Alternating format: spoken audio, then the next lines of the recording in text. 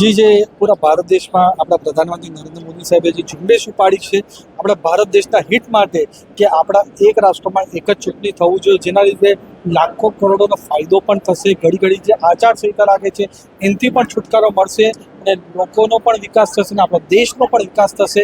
એ એક રાષ્ટ્ર એક ચૂંટણી આપણે કઈ રીતના કરવાની છે, એના ફાયદા શું છે, એ અમે પ્રબુદ્ધ નાગરિકોને પહોંચાડવા માટે આજે ઉધના વિધાનસભામાં અમે કાર્યક્રમ રાખ્યો હતો.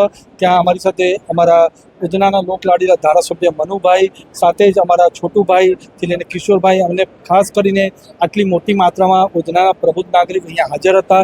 એમને આના માટે માહિતગાર કર્યા અને અમને 100% ખાતરી છે કે એ નીચે લગીને આ વાત લઈ જશે અને વન નેશન વન ઇલેક્શન બહુ જલ્દી રિયાલિટીમાં ફેર થશે.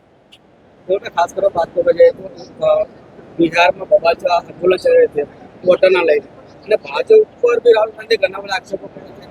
જે વોટર લિસ્ટ રહેશે એનામાં ગરીબો શ્રમિક લોકો છે એ દબાવવામાં આવશે, એની વોટિંગ લિસ્ટ છીનવામાં આવશે. એવું જે ઇલેક્શન કમિશને આની પર બયાન આપ્યું છે અને એમાં કોર્ટે પણ ડિસિઝન આપ્યું છે કે ઇલેક્શન જે કમિશન કરી રહ્યા છે એ ખરાઈનું કામ કરી રહ્યા છે. કોઈ પણ ફ્રોડ વોટર્સ ના ઘૂસી જાય અને જે અહીંયા ભારત દેશના નાગરિક છે, જેમની પાસે સાચા હક છે, એ વોટર રહે એના માટે ખરાઈ કરીને આ પૂરું પ્રોસિજર ઇલેક્શન કમિશન કરી રહ્યા છે. આમાં ભારતીય જનતા પાર્ટીઓ તો કોઈ પણ પાર્ટી હોય એમાં એમનો કોઈ પણ જાતનો હાથ નથી. મોટો સવાલ એવો તો એ દિલ્હીના અંદર કે મહારાષ્ટ્રમાં એક જ વિધાનસભામાં 5,000થી વધારે વોટો વધ્યા છે, તો એ કેવી રીતે વધ્યા છે અને કયા કારણે? જી જે આના માટે દેવેન્દ્ર ફડણવીસજીએ એમને ડિટેલ્ડમાં જવાબ આપ્યો છે કે જે વિધાનસભામાં આ વોટર્સ વધ્યા એ વોટિંગ અવેરનેસના લીધે વધ્યા હોય એમાં સૌથી વધારે કોંગ્રેસ અને એના સહયોગી દળ જીત્યા છે.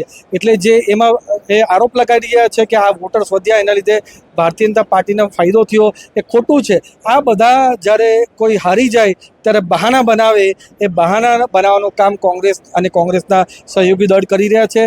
સાચે ઇલેક્શન જીતવું હોય તો લોકોના વિકાસના માટે, લોકોના માટે કામ કરીએ તો ઇલેક્શન જીતાય. એના માટે જ નરેન્દ્ર મોદી સાહેબ સતત 3 વાર પ્રધાનમંત્રી પૂર્ણ બહુમતી સાથે બન્યા છે. ઓકે.